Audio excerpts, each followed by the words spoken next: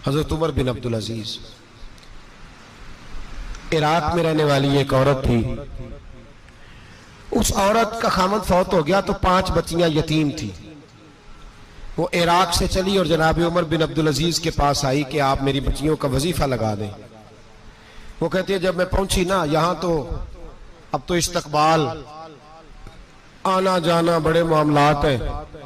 अब तो बच्ची की बारात आए और 5, 7, 10, 20 लोग दरवाजे पे खड़े ना हो तो बारात नाराज हो जाती है। कहते हमारा इस्तकबाल ही किसी ने नहीं किया। तो इस्तकबाल तो अब इस तरह है जिस तरह नशा नहीं होता, ये इस्तकबाल की हालत है, अमीरों से लेके गरीबों तक। मुझे पूछा ही नहीं, किसी ने कुर्सी नहीं दी, आगे नहीं बिठाया, ये वाला मामला है। और मैं मेरी तरह के लोग, नेक लोगों की बात नहीं करता। अब तो हम देखते हैं फला मौलाना का इस्तकबाल हो रहा है, फला के लिए लोग खड़े हो रहे हैं, नारे लग रहे हैं। और अब तो मैं देखता हूं ऐसे ऐसे हाथ लहराते हैं सूफी और दरवेश कहलाने वाले, जैसे सियासी लीडर लहराया करते हैं। ये क्या तरीका हुआ? ये कौन सा तर्ज जिंदगी? मेरे नबी पाक सल्लल्लाहु अलैहि वसल्लम ने फरमाया जो ख्वाहिश करे कि मैं आऊं और लोग खड़े हों वो तो जहन्नमी है, तो दोज़खी है। सारे वही तरीके हम इख्तियार करते जा रहे हैं, वही प्रोटोकॉल है हर जगह। वो लोग जिनके दरवाजे खुले होने चाहिए थे वहां भी हर वक्त के लिए मामला तय हो गए। याद रखें मेरे नबी पाक अलैहिस्सलातु वस्सलाम ने जो तालीमात दी, हजरत उमर बिन अब्दुल अजीज रहमतुल्लाह ताला अलैह। औरत कहती है मैं पहुंच गई, मैंने लोगों से पूछा घर कहां है, तो कहा वो जहां बोरी लटक रही है ना बाहर, टाट का पर्दा लगा हुआ है, वो हजरत उमर बिन अब्दुल अजीज का घर है। कहती है मैं दरवाजे पे दस्तक दी तो एक औरत ने दरवाजा खोला तो मुझे बीबी जान के अंदर बुलाया। तो उनके घर के अंदर जब मैं दाखिल हुई तो बड़ा सारा सेन था, एक तानिम कुआं लगा था, एक तरफ एक बड़ा दरख्त था और एक छोटा सा बनाई हुई थी जगह बर्तन धोने के लिए। और बीबी ना बर्तनों को मिट्टी लगा के साबुन लगा के बैठी हुई थी, काम कर रही थी वो औरत। मुझे उसने दरख्त के नीचे बिठाया, पानी पिलाया। कैसे आई हो? मैंने कहा अमीरुल मोमिनीन से मिलना है। कहने लगी बैठो थोड़ी देर में आ जाते। कहती थोड़ी, मैंने समझा घर की कोई मुलाजमा है, मैं बैठ गई। थोड़ी देर गुजरी, फिर दस्तक हुई, उस बीबी ने उठ के दरवाजा खोला। तो जब वो शख्स अंदर आए तो कहने लगी बड़ी देर से बर्तनों को साबुन लगा के बैठी हूं, कहां रह गए थे? कहती है वो साहब कहने लगे बस जरा मसरूफ हो गया था, दौड़े गए, कुएं से पानी निकाला, बीबी को दिया, उसने बर्तन धोए। कहती है फिर थोड़ा सा सिरका और एक रात की रोटी वो लाई, उस शख्स ने खाई। मैंने कहा कि ये दोनों घर के मुलाजम है, मियां बीवी काम करते हैं। जब वो खाना खा चुके तो वो औरत मेरे पास आई, कहने लगी उठ के मिल लो अमीरुल मोमिनीन से। मैंने कहा कौन अमीरुल मोमिनीन? तो कहने लगी कब से तो आए हैं, ये जिसने कुएं से पानी निकाला यही मुसलमानों का अमीर है, और ये जिसने दरख्त के नीचे बैठ के सिरके से रोटी खाई है यही। ये फरिश्तों की दास्तान नहीं, ये वो लोग हैं। मैं रात को भी कह रहा था एक जगह पे कि ये लोग जो है ना जिनका आप रोज शिकवा करते हैं हुकूमतें बड़ी खराब हैं, ये कोई नहीं खराब, बिल्कुल खराब नहीं। जितने सियासी लीडर हैं सारे सही हैं। खराब वो लोग हैं जो इन्हें वोट दे के लीडर बनाते हैं, बिल्कुल खराब नहीं। मैं तो इनके हक में होता जा रहा हूं। नाराज हो गए ना आप लोग? अल्लाह करे तुसी हो जाओ तो अगले इलेक्शन च सियाने भी हो जाओ, आमीन तो कह दे। मैंने कोई मशवरा नहीं देना इसलिए कि मेरी नजर में कोई ऐसा शख्स नहीं जिसके लिए मैं आपसे कह सकूं कि वोट दें। और हम तो ऐसी बात करें तो कई लोग नाराज होकर चले जाते हैं, लेकिन कोई परवाह नहीं, इसलिए कि ये दीन मेरे नबी पाक का दीन सिर्फ मस्जिद का दीन नहीं। इंशाअल्लाह आइंदा जुम्मे नजरिया पाकिस्तान बयान करूंगा और बताऊंगा कि पाकिस्तान का मतलब क्या, ला इलाहा इल्लल्लाह मुहम्मदुर रसूलुल्लाह सल्लल्लाहु अलैहि वसल्लम। हुजूर का जो कुरान नाफज होगा मस्जिद में, वो कुरान कचहरी में भी नाफज होगा इंशाअल्लाह। और वो कुरान नाफज होने आया है, असेंबलियों में वही कुरान नाफज होगा इंशाअल्लाह। और यही चिराग जलेगा तो रोशनी होगी। बयान करेंगे और डट के बयान करेंगे, आपको बताएंगे। बस जो बात समझा रहा हूं फिल वक्त वो समझे। मुजरम वो नहीं जो बड़ा बन के लूटता है, मुजरम वो है जो उसको सपोर्ट करता है, जिसने उसे बड़ा बनाया है। ये याद रख लें, हमारी कोई बचत नहीं होगी, हमसे पूछा जाएगा। हम सारे कचहरी में खड़े होंगे, अल्लाह सवाल करेगा कि तुम बताओ तुम इनके मददगार क्यों बने थे, तुम सपोर्ट क्यों करते थे, ये पूछा जाएगा और हमने जवाब देना है। बहरहाल आमदाम बरसरे मतलब जनाब उमर बिन अब्दुल अजीज रहमतुल्लाह अलैह के वो बीबी गई तो कहने लगी कि ये अमीरुल मोमिनीन ने कहा, वो उठ के हाजिर हुई, कहा हुजूर मैं इराक से आई हूं, मेरा खामद फौत हो गया, मेरी 5 बेटियां हैं, वजीफा लगा दे। वो बीबी कहती है मेरा दिल था कि यतीम बच्चियों का 100 दिनार साल का लगा देंगे तो बड़ी बात है।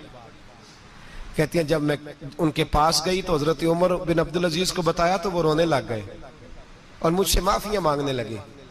मैंने कहा हुजूर आप क्यों माफी मांगते हैं? तो कहने लगे इसलिए माफी मांग रहा हूं कि तू मेरी रियाया में थी और तेरी 5 बच्चियां यतीम थी, तुझे खुद चल के आना पड़ा है। मेरा काम था तेरी खबर लेता, माफ कर दे अल्लाह की रिजा के लिए। उन्होंने वजीफा लिखना शुरू किया तो मेरी एक बच्ची का 1000 दिनार साल का लिखा। मैंने कहा अल्लाह तेरा शुक्र है। फिर दूसरी बच्ची का 1000 लिखा तो मैंने कहा अल्लाह तेरा शुक्र है। तीसरी का 1000, चौथी मैंने कहा शुक्र है। जब चौथी का लिखा तो मैंने कहा अल्लाह आपका इकबाल बुलंद करे, अल्लाह आपको हमेशा इसी तरह फलता फूलता रखे। कहते हैं जनाब उमर बिन अब्दुल अजीज ने कलम रख दिया, फरमाने लगे मैं 5वीं का वजीफा नहीं लिखूंगा, 4 बहनों से कहना बांट के इसे भी दे दे। कहा हुजूर क्यों? आप फरमाने लगे जब तक तू अल्लाह का शुक्र अदा कर रही थी मैं भी रब से जुड़ा हुआ था और अल्लाह से डर के लिख रहा था। अब तूने मेरी तारीफ की है, अब मेरी जात आ गई है, अब मैं अगर ये वजीफा लिखूंगा तो इससे अल्लाह राजी नहीं होगा, इससे मेरे नफ्स में रिया पैदा होगी। अब मैं 5वीं का नहीं लिखूंगा, जा और जाके इराक के गवर्नर को दे। बीबी कहती है मैं घोड़े पे बैठी और मैं चंद दिनों के बाद इराक पहुंची। जब सवेरे आके मैंने वालिए इराक को रुका दिया तो वो चीख मार के रोया। मैंने कहा क्या हुआ? तो कहने लगा बीबी आज रात को हजरत उमर बिन अब्दुल अजीज का इंतकाल हो गया, फौत हो गए, तो इंतकाल कर गए। कहती मैं भी तड़प के रोई। मैंने कहा मेरी यतीम बच्चियों का क्या बनेगा? तो वो गवर्नर कहने लगा तेरे वजीफे जारी रहेंगे, तुझे मिलते रहेंगे। तो कहने लगी कैसे?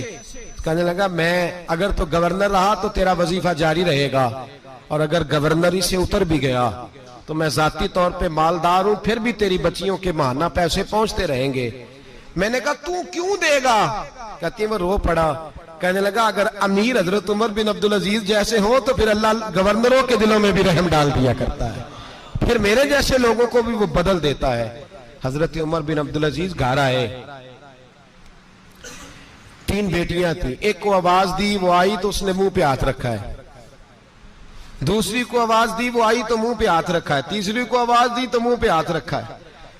आपने अपनी बीवी से कहा कि ये बच्चियां मुंह पे हाथ क्यों तीनों ने रखा हुआ, क्या बात है? तो बीबी रो पड़ी, कहने लगी 4 दिन हो गए मेरी बेटियां प्यार से रोटी खा रही हैं, 4 दिन हो गए, उनके मुंह से बदबू आती है इसलिए वो आपके सामने आती हैं तो मुंह पे हाथ रख लेती हैं 4 दिनों से। बीबी रो रही है। हजरत उमर जलाल में आ गए।